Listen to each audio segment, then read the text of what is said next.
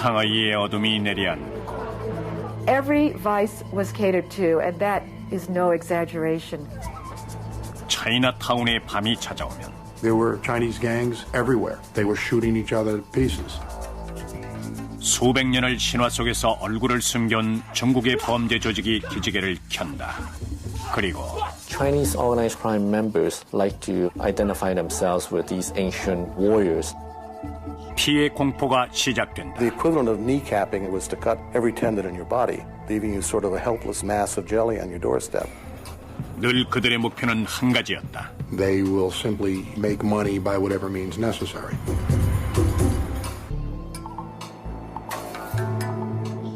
(1999년 12월 17일) 12명의 남자들이 중국의 푸젠성에서 홍콩항으로 몰래 밀입국하고 있었다. 이 일은 불법 이민자들을 밀입국시키는 일에 능통한 범죄 조직 사도의 조직원들이 맡았다. 엄청난 수수료를 받은 사도의 조직원들은 이들 본토 중국인들을 화물로 위장해 미국까지 입국시키게 될 것이다. 어둠을 틈타 12명의 중국인들이 앞으로 2주 동안 같이 있어야 할 좁은 컨테이너 박스로 신속하게 이동을 시작한다. I don't believe that the people that are actually ushered into these containers are fully aware of the circumstances under which they will be traveling. I think that they are so concerned about getting here that they're willing to take whatever risks are necessary. 몇 시간 후 작업이 끝나고 컨테이너는 폐쇄된다. 컨테이너의 지붕은 장기간 공기가 통할 수 있게 특별 제조됐다. 하지만 목적지인 미국의 시애틀에 도착할 때까지는 컨테이너는 열리지 않을 것이다.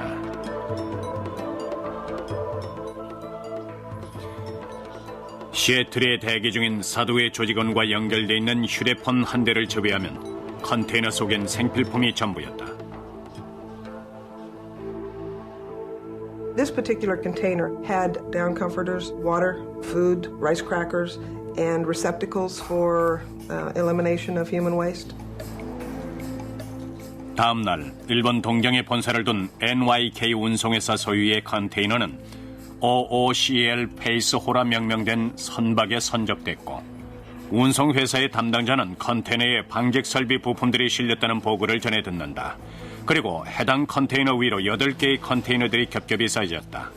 푸젠성 출신의 남자들은 불확실한 미래를 향해 컨테이너에 갇혀서 14일 동안 10,000km의 항해를 시작할 것이다. They were in utter fear of their lives and what was going to happen to them during the passage, but they had already been committed. There was no turning back. 불법 이민자들을 밀항시키는 일은 중국 범죄 조직에게 있어 다양한 수입원 중 하나일 뿐이다. The best way to sum up Chinese organized crime is that they are a supermarket of crime. They are willing to commit murder for hire, kidnapping, extortion, loan sharking, money laundering, white-collar crime, computer crime, any crime which will help them to achieve any kind of financial gain. 하지만 지난 20년 동안 중국 범죄 조직에게 가장 큰 돈벌이는 밀입국 사업이었다. 지금도 매년 수천 명의 중국 불법 이민자들이 사도회의 비밀 연결망을 통해 미국으로 들어오고 있다. It's a very large criminal enterprise. It's happening virtually on every land border and seaport and international airport in the United States today. 미국으로 밀입국하는 대부분의 중국인 불법 이민자들은 중국의 남부 해안 지방인 푸젠성 출신이다. 수백 년에 걸쳐 푸젠성 출신 중국인들은 바다를 통해서 더 나은 곳으로 탈출을 시도해왔고 오늘날에는 미국을 가장 동경하고 있다. 노동자들의 평균 임금만 단순히 비교해봐도 미국이 10배나 더 높다. Even the smallest salary here can help whole villages. Back in the province of Fuzhou. Even the worst conditions here are better than the best conditions there. 밀항이 성공된다면 밝은 미래가 이들을 맞을지도 모른다. 하지만 밀항이 성공할지는 아무도 알 수 없다. 더구나 밀항을 대가로 거금까지 지불해야 했다. By bringing 10 or 20 or 30 Chinese into the United States, at, approximately $40,000 per person, that's a significant profit margin. 보통 중국에 있는 가족이나 마을 주민들은 자신들의 일원을 미국으로 미립국시키는 데 필요한 수수료를 지불하기 위해 힘을 합쳐 기금을 모은다. 하지만 미립국에 성공한 중국인이 제일 먼저 하는 일은 부족했던 수수료를 사도회에 갚는 일이다. 아니면 범죄 조직이 제공한 일자리를 받아들여 노예와 다름없이 온갖 착취를 감수하며 헐값의 노동력을 제공해야 한다. With alien smuggling comes extortion, comes kidnapping, comes serious crimes of violence to include death. It's not simply putting an illegal alien into a boat and bringing him to a beach. It's a very involved criminal activity. 아주 큰 위험에도 불구하고 OOCL 페이스 5에 승선한 불법 이민자들은 미국에서의 생활이 모든 것을 보상할 것이라고 믿고 있다. They knew that that was the risk they had to take to get to what they felt was the most important thing in their lives, and that was the United States. 하지만 12일이 지나고 이들의 꿈은 깨지기 시작한다. 1999년 12월 29일 NYK 운송회사는 LA에 도착한 배에 선적된 자신들의 컨테이너에 방직 설비가 아니라 중국인 불법 이민자들이 실려 있다는 것을 알게 된다. 회사는 미 연방이민국에 연락해 시애틀에 도착할 배에 선적된 컨테이너에 대한 정보를 알려준다. There were an additional 3 containers that were shipped by the same company, listing the same type of contents. 그중 하나가 OOCL 페이스 5에 선적됐던 것이다. 2000년 1월 2일 6시 30분 OOCL 페이스 5가 시애틀에 도착한다. 하지만 항구엔 미 연방이민국 요원들과 세관 요원들이 대기하고 있었다. 2시간 후 컨테이너는 배에서 내려지고 조사를 위해 옮겨진다. 세관 요원들은 만일의 전염병에 대비해 마스크를 쓴 채 컨테이너 문을 개봉한다. There are a lot of unknown factors before you open the container. You don't know whether or not there are going to be people in there in need of medical attention, or whether or not they could be people that are armed. 컨테이너 문이 개봉되자 쓰레기와 배설물 썩는 냄새가 온 사방에 진동했다. 통역관들이 불법 이민자들에게 국경으로 지시를 내리기 시작한다.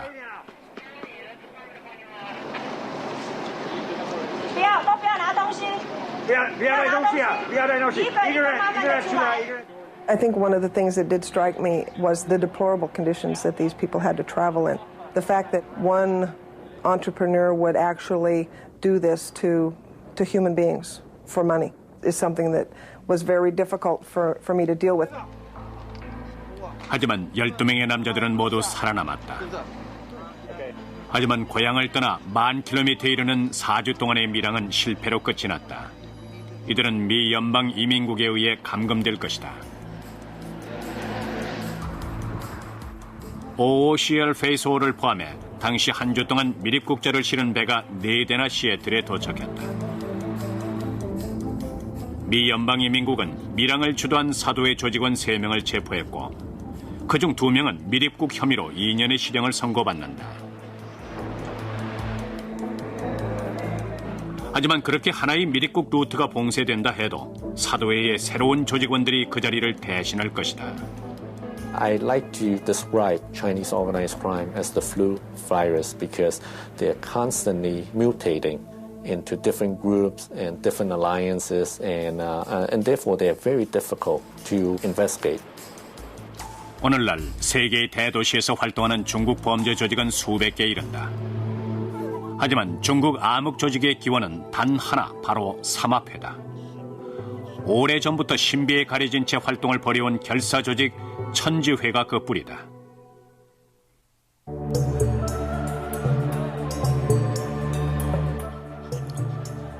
중국 범죄 조직의 기원에 대한 설은 여러 가지가 있다. 그중 가장 널리 알려진 얘기는 1671년 푸젠성에 있던 소림사 계열의 한 사찰의 배경을 두고 있다.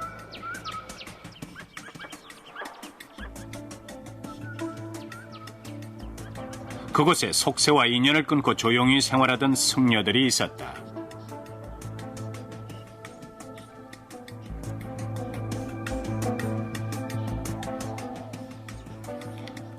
하지만 승려들은 정신수양보다는 쿵푸로 알려진 무예에 정진하고 있었다.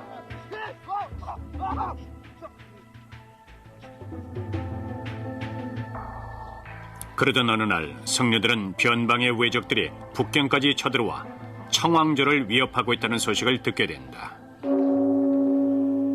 This was a cataclysm. The imperial armies were not strong enough to withstand this. And so a desperate emperor turns to anybody he can find who can help quell this invasion. 결국 구국의 일념으로 소림사 승려들은 외적과 싸움을 벌이고 한 명의 희생자도 없이 외적들을 격퇴한다. 황제는 고마움의 표시로 엄청난 부와 높은 직위를 제안하지만 승려들은 정중히 사양하고 사찰로 돌아간다. 하지만 청제국의 관리들이 계략을 꾸민다. These evil officials around the emperor suggested to him that if they were powerful enough to do this, God knows how else they might use their powers. So it would be better if we got rid of them.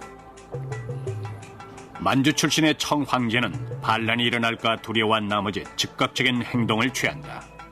He sends the SWAT team down to Fujian armed with poison and gunpowder, and in a celebratory banquet, the guests get the monks drunk and then later that night set fire to the temple.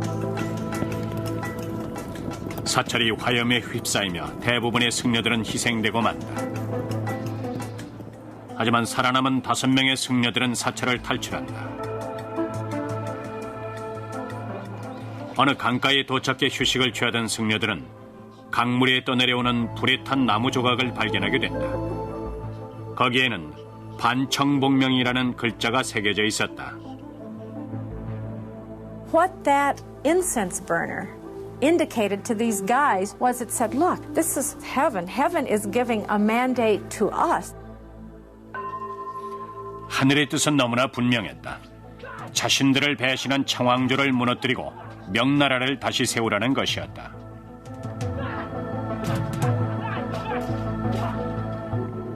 승려들은 반청복명의 위협을 달성할 동지를 규합하기 위해 전국으로 흩어졌다. 바로 이 얘기가 오랫동안 삼합회의 기원 설화처럼 전해져 내려왔다. 하지만 역사가들은 이 얘기가 허구일 뿐이며 실제 삼합회의 탄생 과정에서 대의 명분이란 전혀 없다고 주장한다. Chinese organized crime members like to identify themselves with these ancient heroes and warriors in order to glamorize their criminal activities. And I think all that is just garbage. 학자들에 따르면 삼합회는 1700년대에 푸젠성에서 태동하기 시작했다. 민중의 빈곤이 극에 달하고 젊은이들은 일자리를 찾아 거리를 헤매고 다녔다. 당시 푸젠성의 거리는 강도와 도둑이 들끓는 아주 위험한 장소였다. Fujian is the Wild West of China in the 1700s. One is subject at all times to being insulted, to being bullied, to being robbed, to being taken advantage of, to being swindled, to being even killed. 젊은이들은 자신들을 보호하기 위해 결사 조직을 만들게 된다. 의형제처럼 뭉쳐진 조직원들은 조직에 대한 충성을 맹세했다. If you were in the marketplace and someone was trying to cheat you, you could say, if you keep cheating me, I'm going to call my brothers, and at the end of the marketplace today, they're going to whack you in the head. 하지만 신변 보호를 위해 설립된 조직은 곧 범죄를 저지르기 시작한다. The kind of men who would have joined these societies and who needed these societies were not choir boys. These were people at the bottom of society. 한편 1761년 사진 속의 이 사찰에서 한 무리의 승려들이 비밀 결사 조직을 결성한다. 천지회라는 이 조직의 이름은 하늘과 땅 그리고 그 사이에 인간이 위치한다는 중국의 전통적인 우주관을 나타내고 있다. 천지회는 이 우주관을 담아서 정삼각형 속에 홍자가 자리 잡은 표식을 사용했다. 바로 이 조직이 서구 세계의 삼합회로 알려져 왔다. 이 조직은 얼마 지나지 않아 푸젠성 지역 곳곳으로 그 세력을 확장했다. There was no godfather, no pope, no central figure. The society was founded as a series of small autonomous units or cells that seemed to appear almost at random. 새 조직원은 엄숙한 입회식을 거쳐야 했는데 이 의식은 지금의 삼합회까지 전해지고 있다. 입회자는 새 가족이 됐다는 의미에서 검을 들고 서 있는 조직원들 사이를 통과해야 했다. 그러면 동물을 죽여 그 피를 포도주에 섞고 거기에 재를 넣었다. 그 잔에 입회자가 손가락을 찔러 자신의 피를 흘려넣은 다음 형제들을 절대 배신하지 않겠다는 맹세를 한 후 그 술을 마셨다. 몇십 년 동안 천지회는 신분을 드러내지 않은 채 활동을 계속했다. 하지만 1787년 청왕조는 천지회의 존재를 알게 된다. 그리고 소림 승려들과 청왕조에 얽힌 전설처럼 청왕조는 천지회를 체제 유지에 위협이 되는 세력으로 간주했다. So if they launched a sort of witch hunt along the coast of Fujian, where in some places they went literally from house to house, searching out people supposedly associated with the Heaven and Earth Society. 하지만 더 큰 저항이 불길처럼 번진다. The more the government or anybody else tries to stamp it out, the more it seems to spread and thrive. 조직원들은 어둠 속으로 숨어들며 전국으로 퍼져갔고 천지회의 존재를 알리기 시작했다. 청왕조의 토벌 작전으로 오히려 천지회는 중국 전체에 그 이름을 떨치는 유명 조직이 된 것이다. 그리고 그 후 삼합회는 중국을 넘어 동남아시아와 북미의 차이나타운에까지 그 세력을 확장해왔다. 그리고 마약 거래에서 매춘과 도박까지 돈이 된다면 어떤 불법 행위도 가리지 않았다. 결국 삼합회가 중국을 대표하게 됐고 중국의 범죄 조직들은 삼합회로 알려지게 된다. 이 중에 세계에서 가장 퇴폐적인 도시였던 상하이를 무대로 중국의 아편 거래를 장악했던 한 조직이 있었다.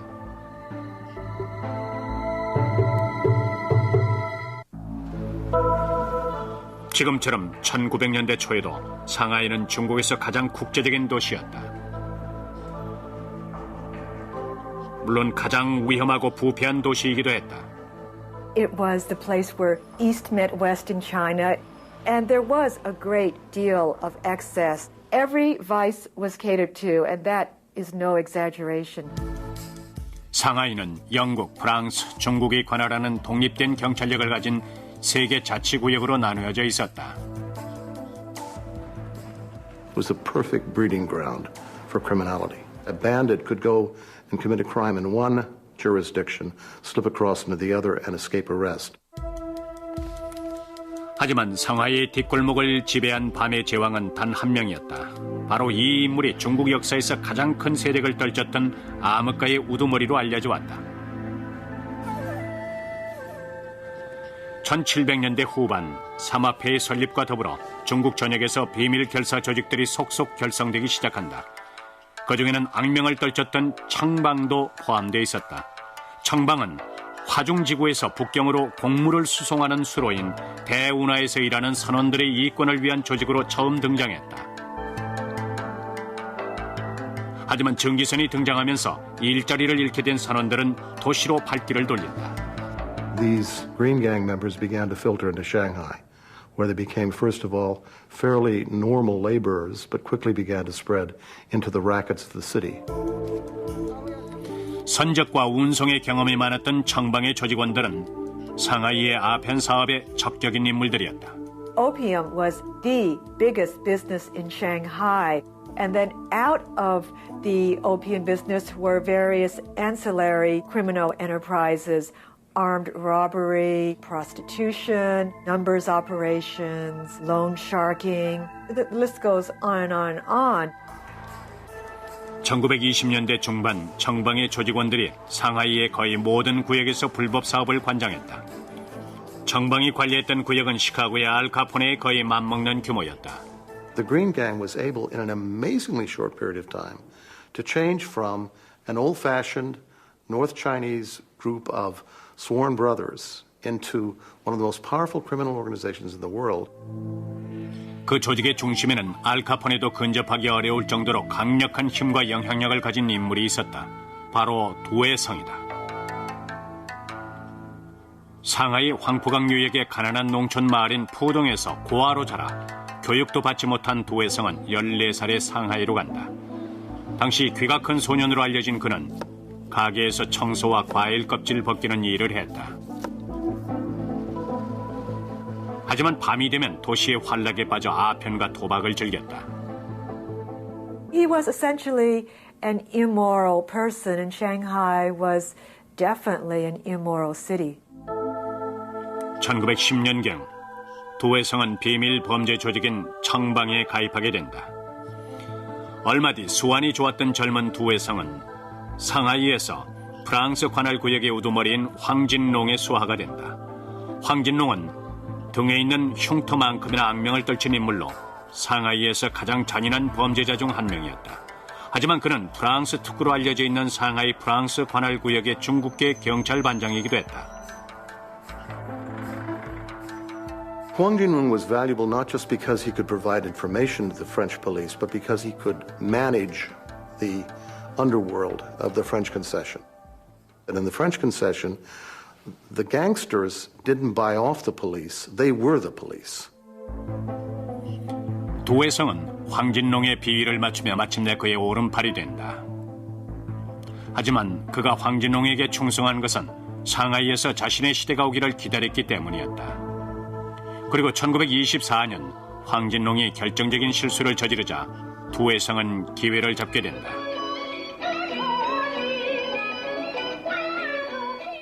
오페라 공연이 있던 어느 날 밤이었다. Huang Jinrong, the old godfather, was a fan of opera. In fact, he had his own opera house that he built, partly to please an opera star with whom he was infatuated.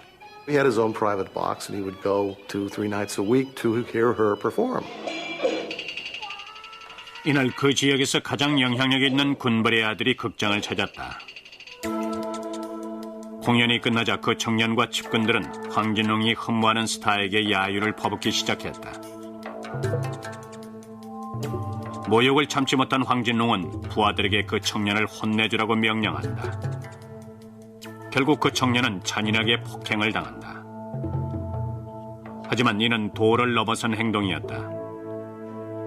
당시 중국에서 군벌은 가장 영향력 있는 세력의 하나였다.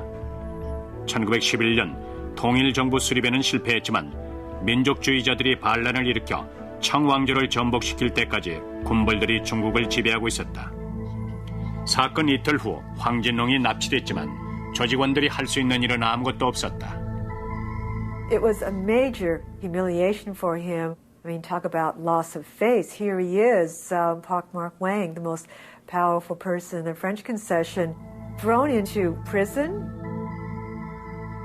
This threw a kind of terror into most of the members of the criminal organization that he controlled. The Chinese texts describe them as running around like ants on a hot stove. What are we going to do now? Our boss has been taken away. 하지만 두해성만 당황하지 않았다. The moment of opportunity arrived. He seized it. He knew he could displace Huang Jinrong. 우선 두해성은 황진롱을 보석시킨다.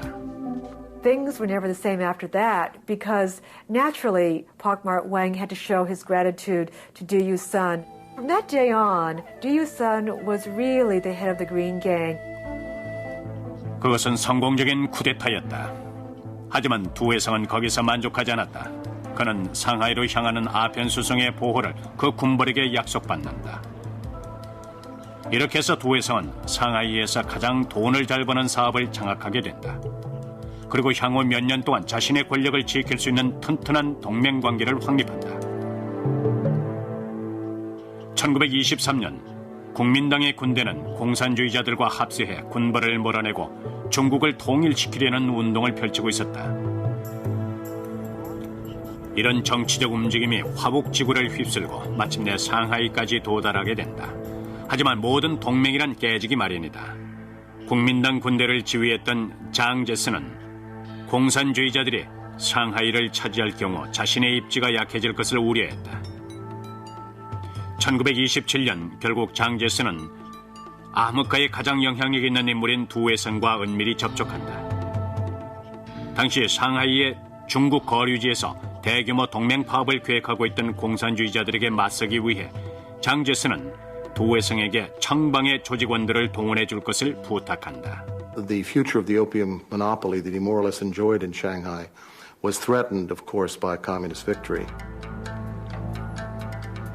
1927년 4월 12일 새벽 4시 상하이 중심부에서 새벽의 정적을 가르는 호각소리가 울려 퍼진다.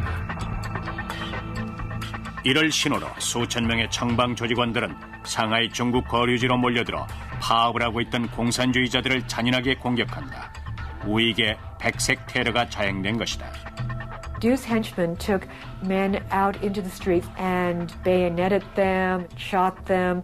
One observer said that heads rolled in the gutters like ripe plums.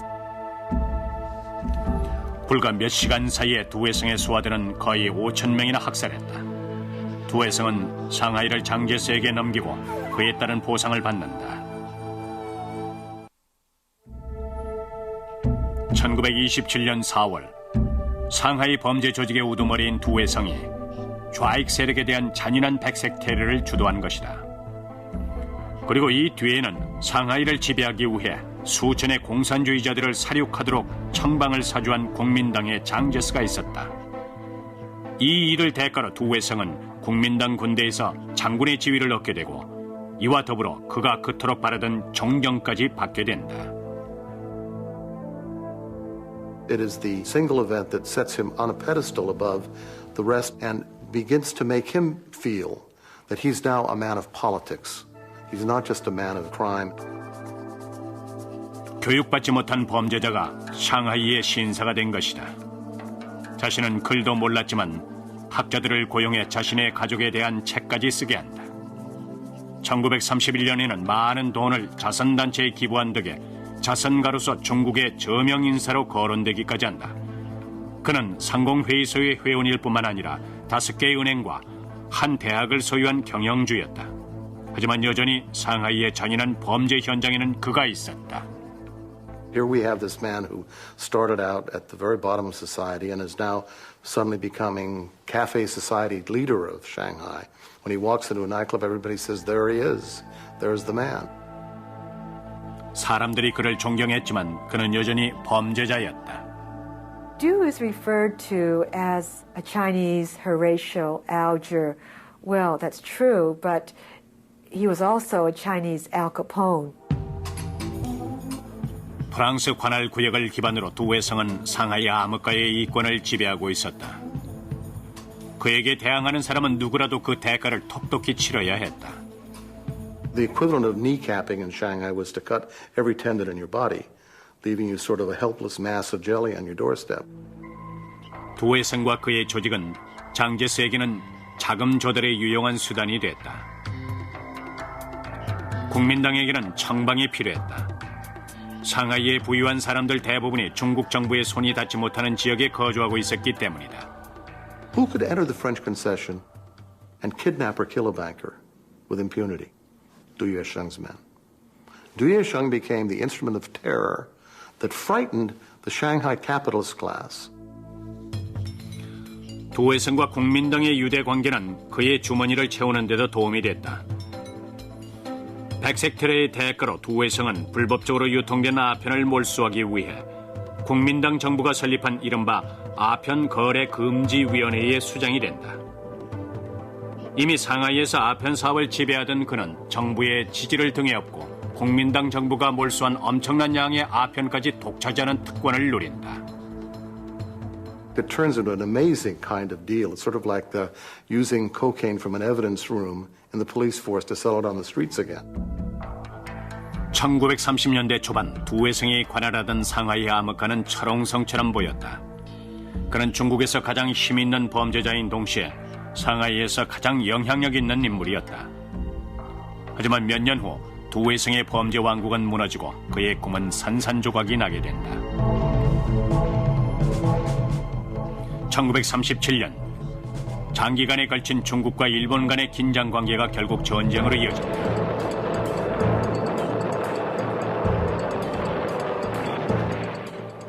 8월 14일 일본은 상하이에 거센 공격을 개시한다. 중국 거류지에서 빠져나온 난민들이 일본군의 위협에서 벗어나길 바라며 다른 지역으로 쏟아져 나간다. 상하이가 공격을 받고 있는 상황에서 도해성은 자신의 조직을 전시체제로 바꾼다. 청방 조직원들은 중국 군대의 전방에 투입되고 일본 점령군들에 대항해서 조직화된 게릴라 활동을 펼친다. 하지만 그들의 저항에도 불구하고 상하이는 3개월 후에 함락되고 만다.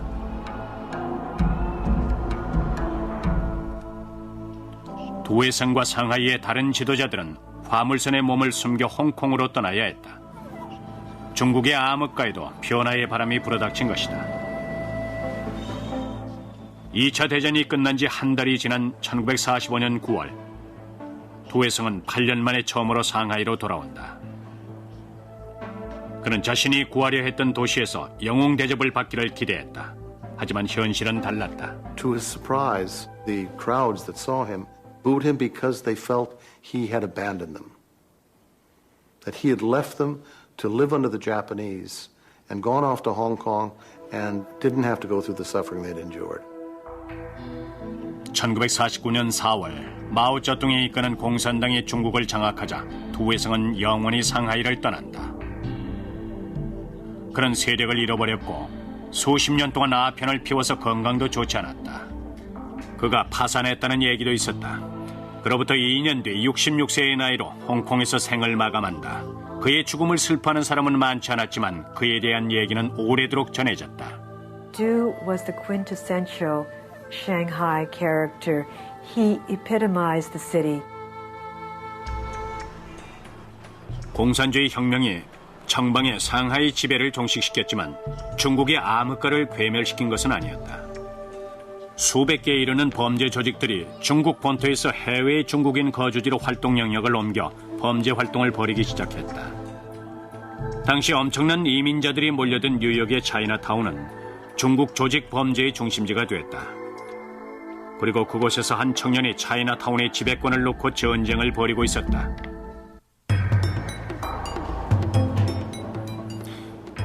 (1977년) 뉴욕의 차이나타운의 중심인 모트 거리는 조직 간의 혈투가 난무하고 있었다.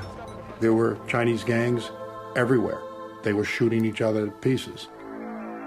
그 한가운데 야심에 찬 젊은 범죄자 니키 루이가 있었다. This is his neighborhood. It's like John Gotti sits in front of the Ravenite Club. This guy sat on Mott Street. 160cm에 54kg인 니키 루이는 암흑가의 영웅들과는 거리가 먼 인물처럼 보였다.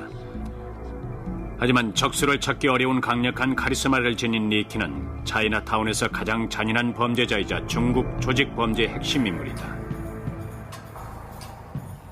1960년대 후반 인포이 루이라는 10대 아이가 미국으로 건너온다. 곧 니키라는 이름으로 알려지게 된 그 아이는 조용한 중국인 이민자들 속에서 자신을 준비하고 있었다. Chinatown was a town within the city of New York. And it could operate and you can live within it and never have to speak English. And do very well for your whole life. 1882년 미 의회가 중국인들의 이민을 금지하는 중국인 배제 법안을 통과시킬 당시 미국에 거주하는 중국인 인구는 적정 수준이었다. 하지만 1965년 초 의회가 이민 정책의 방향을 바꿔 중국인 이민자들을 매년 2만 명까지 받아들이기로 결정한다. 순식간에 차이나타운은 홍콩, 대만 그리고 중국 본토에서 온 중국인들로 넘쳐났다. 대부분이 젊고 가난한 젊은이들이었고 영어를 할 줄 몰랐다. They couldn't get work, so the only thing they had to do was go out on the street and scramble for themselves. 그들은 곧 범죄 조직을 만들어갔다. 이 조직들은 18세기 중국 비밀 결사 조직의 미국판으로 플라잉 드래곤이나 화이트 이글스 같은 그럴듯한 이름을 가지고 있었다. It was this big change going on, and it really created this power vacuum where if you were willing to do things such as menace people with weapons, you could make a living. 무자비하고 교활했던 니키 루이는 고스트 섀도우라고 불리우는 조직의 우두머리 자리에 오르게 된다. You could stand in Chinatown and see maybe 25 or 30 ghost shadows standing on a corner without even knowing who he was. You would know who Nicky Louie was. He was the leader. They would look to him for everything. You didn't have to be Nicky Louie, but you could dress like him. You could like walk around like him. You could say "F you" like him. You know, it was a whole vista of how to act. You know. 니키 루이가 이끄는 고스트 섀도우는 단순한 절도 행각을 그만두고 무장 강도와 금품 강탈을 시작한다. 그들은 주로 차이나타운 번화가에 늘어선 식당을 표적으로 선택했다. They would go to a restaurant owner and say, "This young man just arrived from Hong Kong. Can you give him a job in your restaurant?" And they would give him a job, $100 a week, $150 a week. The guy would show up once or twice, and then never show up again, and they still collected pay. That's an extortion. 하지만 니키의 마음속에는 차이나타운 전체를 장악하려는 욕망이 꿈틀거리고 있었다. 꿈을 이루기 위해 니키는 차이나타운을 무대로 지배권을 행사하던 결사 조직인 당과 손을 잡을 필요가 있었다. 1860년대에 만들어진 당은 중국인 이민자들이 불평등과 차별을 막기 위해 상호 원조를 목적으로 조직한 결사체였다. 이 결사 조직은 차이나타운에서 은행이자 사교 클럽이었고 시청 역할까지 하는 사회생활의 중심이었다. 하지만 이런 역할은 오래가지 못한다. Some of the towns degenerated into criminal organizations where they would operate house of prostitutions, gambling parlors, opium dens.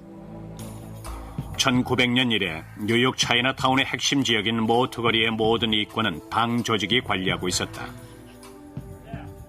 하지만 70년대가 되자 범죄 조직들이 도박장을 경영하며 서로 경쟁하기 시작한다. 이를 막기 위해 당 조직은 범죄 조직인 화이트 이글스와 손을 잡고 그들을 전위부대로 이용한다. 세력 싸움에서 밀린 고스트 섀도우는 차이나타운의 주변 지역으로 밀려난다. 하지만 니키 루이는 포기하지 않았다.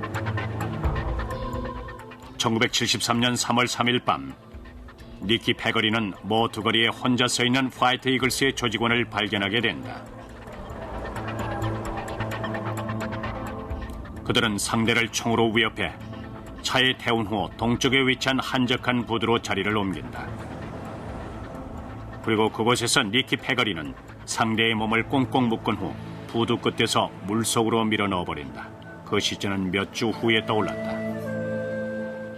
이 사건으로 차이나타운의 암흑가는 격변을 맞는다.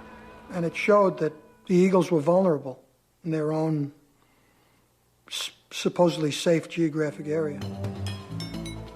결국 당 조직은 고스트 섀도우와 손을 잡게 되고 니키 루이는 모트거리의 새 지배자가 된다. 하지만 이로 인해 니키 루이는 다른 조직들의 표적으로 떠오른다. 니키는 여러 번 저격을 당했고 이 때문에 그가 몸을 숙이면 총소리가 들린다는 말까지 전해졌다. 수많은 암살 시도 속에서도 살아남자 그에 관한 신비한 소문들이 꼬리를 물었다. 하지만 니키가 가슴에 총을 맞고 쓰러진 어느 날 그와 뉴욕 형사 간의 비밀 거래가 이루어진다. So the detective asked him point blank, "Who shot you?" And Nicky says, "Who are you?" "The New York City Police Department." And Nicky says, "F you." They're telling you. Tough kid. 니키가 조심해야 할 대상은 상대 조직만이 아니었다. After the Ghost Shadows took over Chinatown, they were unhappy within their own group because some people were making more money than other people. So there were splits in their own group. 1978년 8월 28일 밤 니키 루이는 모트거리에 위치해 있는 한 지하 이발소에서 도박을 즐기고 있었다.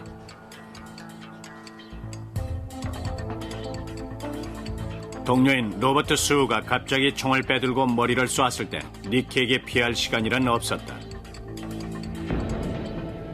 하지만 총알은 머리를 관통하지 못했다. Nicky jumps up, and now he's running around the barber's chairs. And this is what he tells me. He hears the gun click, which means it's either empty or it misfired. He runs by the guy and out, runs to Canal Street, runs to Elizabeth Street, and walks into the station house. Says, "I'm shot." And why not the police station? There's no other killers there. I mean, he doesn't know who else is out there, does he? 이틀 후 니키 루이가 깨어났을 때 곁에는 형사들과 검찰들이 있었다. 이 사건으로 니키는 검찰에 협조해 암살범의 범죄를 증언하기로 한다. 하지만 몇 건의 살인사건을 포함해 자신의 범죄에 대해서도 진술해야 했다. 1985년 마침내 연방검사들은 니키의 도움으로 니키 루이를 포함해 25명의 고스트 섀도우 조직원들에 대한 범죄 사실을 증명한다. So it worked against him. You know, he put away the guy that shot him, but his own words probably helped make him plead guilty to the RICO. 1986년 10월 니키 루이는 15년형을 선고받았다.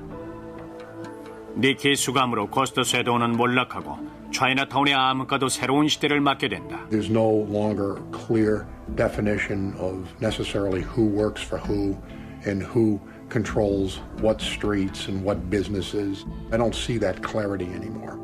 It's kind of now a potpourri of Asians willing to commit crime in a Chinese community. 200여 년 전 천지회가 설립된 이래 중국의 범죄 조직들은 지금까지 베일에 가려진 채 활동을 벌여오고 있다. 오늘날 미국에서 활동을 벌이는 중국인 범죄 조직들은 더 많은 이윤을 위해 끊임없이 분열과 제휴를 거듭하며 그 모습을 변화시킨다. 그리고 마약에서 밀입국 사업까지 모든 범죄에 손을 대며 차이나타운을 넘어 그 세력을 확장해가고 있다. They are willing to work with just about anybody as long as they can make money. And therefore, they become a much more significant threat to the safety of the citizens of this country. It's not a simple task to clearly define Chinese organized crime today. It's very complex, it's very intricate. There's a lot of mirrors and there's a lot of smoke. And it's a very difficult entity to penetrate.